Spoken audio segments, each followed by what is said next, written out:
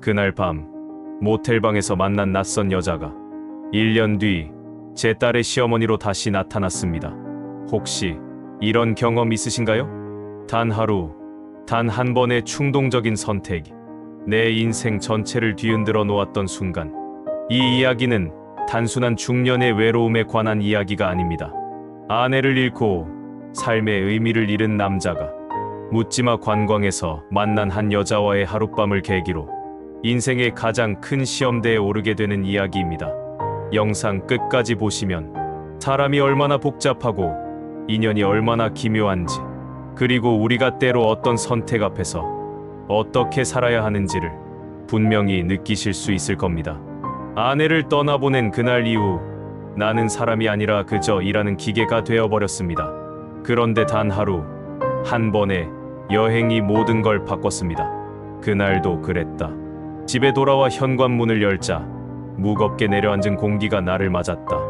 현관 옆에 가지런히 놓인 아내의 운동화는 여전히 그 자리에 있었지만 아내는 더 이상 이 세상에 없다. 내 감정이 메말라 버린 지 벌써 3년. 아직도 그날의 냄새, 그날의 습기, 그리고 그날의 침묵이 내 일상 속에 그대로 남아 있었다. 내 이름은 이도윤, 57살. 국내 굴지의 그룹에서 부사장까지 올랐지만 집으로 돌아오는 길은 매일 밤처럼 쓸쓸했다. TV 소리는 배경일 뿐 대화는 없고, 식탁엔 나 혼자 먹다 남긴 반찬 몇 개. 아이들은 각자의 삶을 살고 있고 나는 이 집에서 유령처럼 살아가고 있었다.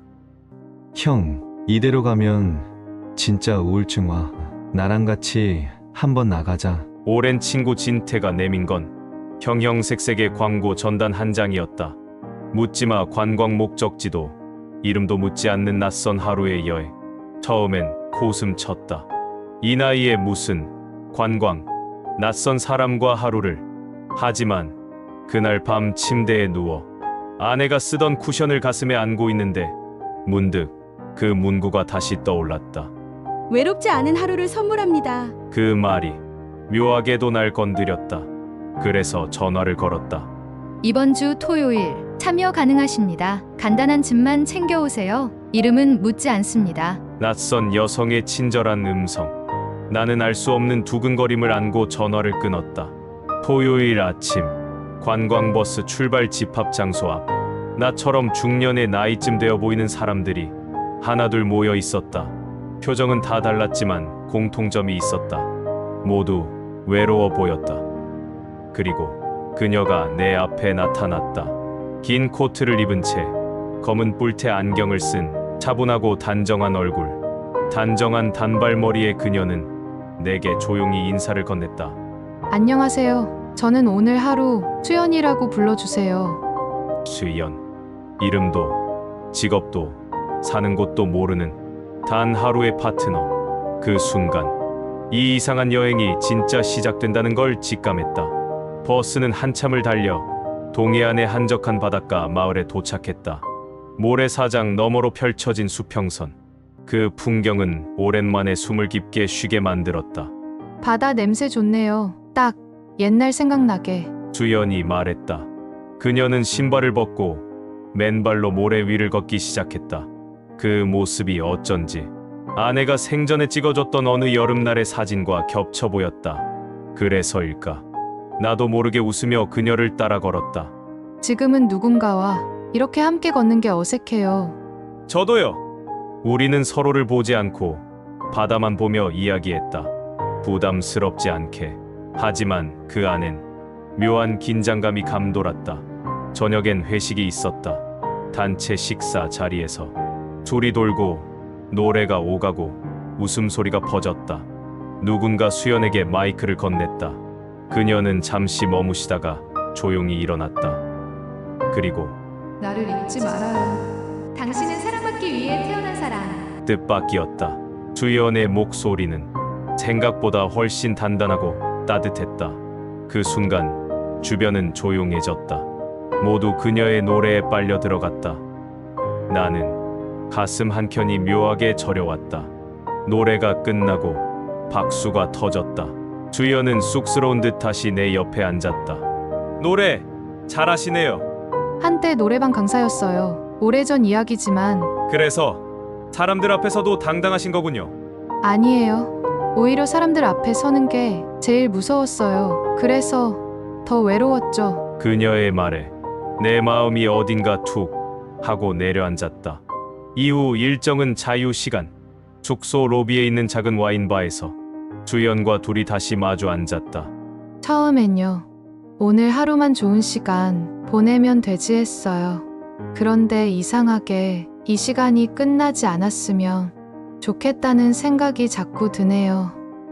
주연은 와인잔을 살짝 흔들며 말했다. 나는 입을 열까 말까 망설이다가 조심스럽게 내 마음을 꺼냈다. 나도 그래요. 누구랑 이렇게 대화다운 대화를 해본 게 아내가 떠난 이후로는 처음이니까요. 그녀는 말없이 나를 바라봤다. 그 눈빛엔 뭔가 말하지 못한 감정이 담겨 있었다. 그 순간 우리가 마주 앉은 테이블 위에 팽팽한 선 하나가 생겨난 느낌이었다. 넘어서는 안 될 선. 하지만 그 선은 지금 조금씩 흔들리고 있었다. 우리 내일이면 모르는 사람이잖아요.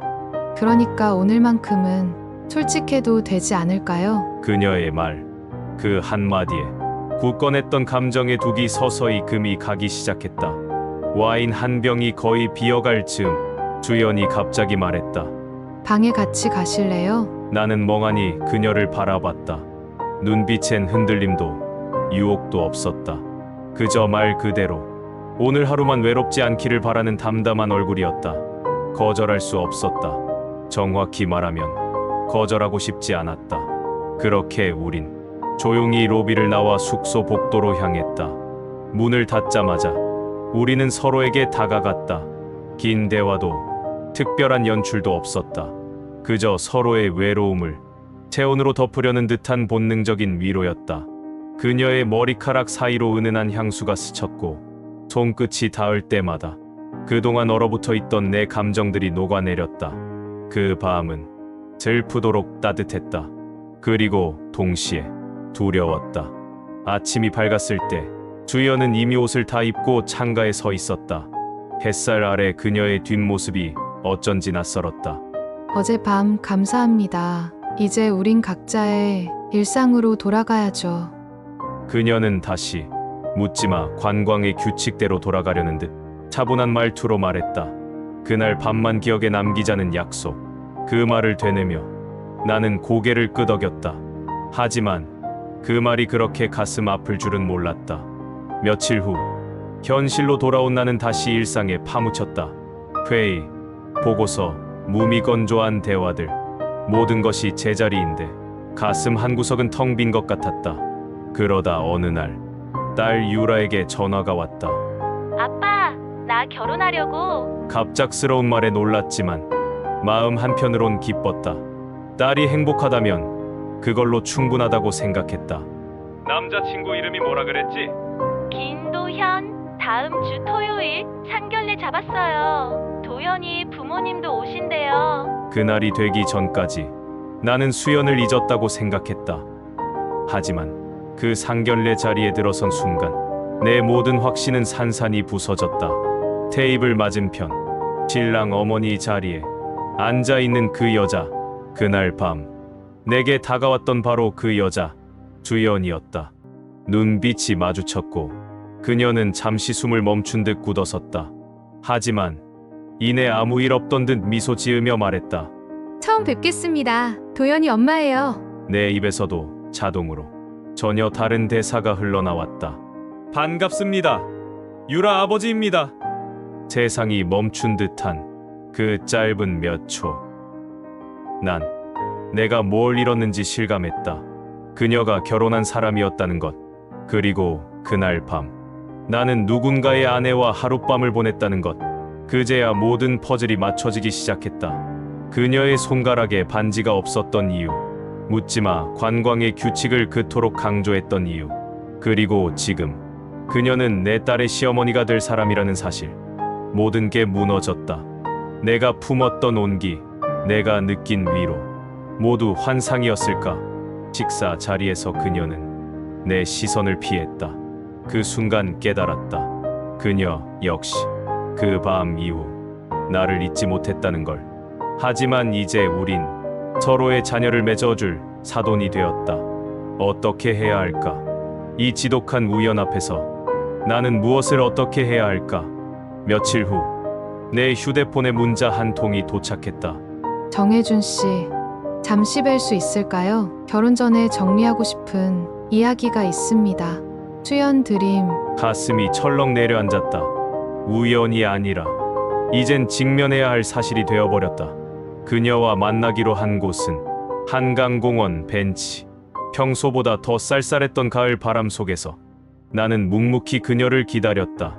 그리고 편안한 운동복 차림의 수연이 나를 향해 걸어왔다. 기다리셨어요? 그녀의 얼굴엔 화장기 하나 없었지만 그 어떤 날보다 진심이 느껴지는 표정이었다. 우리는 나란히 앉았다. 말없이 흐르는 강물처럼 잠시 침묵만 흘렀다. 그날 밤 이후로 정말 많이 고민했어요. 수연이 먼저 입을 열었다. 그 밤의 일, 남편에게 말해야 할까? 하지만 결국 그건 우리 둘만의 비밀이었죠. 나는 고개를 끄덕였다. 맞아요. 우린 단지 외로운 두 사람이었고 서로에게 잠시 위로가 되어준 것뿐이에요. 그녀는 고개를 끄덕였다. 당신도 그렇게 생각해줘서 다행이에요. 솔직히 그날 이후로 당신 생각 자주 났거든요. 나는 말없이 그녀의 손을 바라봤다. 그때 없던 반지가 다시 끼워져 있었다. 앞으로 우리는 사돈으로 자주 보게 될 거예요. 그러니까 서로 그날 밤에 우리는 여기 두고 갑시다. 그녀는 조심스럽게 손을 내밀었다. 나는 그 손을 잡았다. 손끝은 여전히 따뜻했지만 이젠 다른 의미의 온기였다. 좋은 사돈 되어줄게요. 그녀가 말했다. 저도요. 그리고 그렇게 우리는 그날 밤의 추억에 조용히 작별을 고했다. 그 이후로 우린 부모로서의 역할에만 집중했다. 웨딩홀, 예식장, 피로연까지 우리는 감정을 걷어낸 얼굴로 딸과 아들의 앞날을 축복했다. 결혼식 날 신부 대기실에서 딸이 말했다. 아빠, 엄마가 살아있었으면 지금 뭐라고 했을까요? 나는 눈시울을 붉히며 작게 웃었다. 아마 내가 정말 예쁘다고 했을 거야. 그리고 누구보다 행복하길 바랐을 거고. 그 순간 마치 아내가 옆에서 딸의 손을 꼭 쥐고 있는 것처럼 느껴졌다. 결혼식이 끝나고 하객들이 빠져나간 복도에서 수연과 마지막으로 마주쳤다. 축하드려요. 정 선생님, 참 아름다운 결혼식이었어요. 감사합니다. 민준이도 훌륭하더군요. 잠시 정적이 흘렀고 그녀가 마지막 말을 건넸다. 이제 정말 끝이네요. 나는 조용히 고개를 끄덕였다. 네. 이제 우린 아이들의 부모로만 남기로 해요. 그녀는 부드럽게 미소 지었다. 후회도 미련도 없는 담담한 미소였다. 좋은 시어머니 되겠습니다. 정 선생님, 저도 좋은 장인 될게요. 김 여사님, 우리는 마지막으로 잔잔하게 인사를 나누고 각자의 자리로 돌아갔다.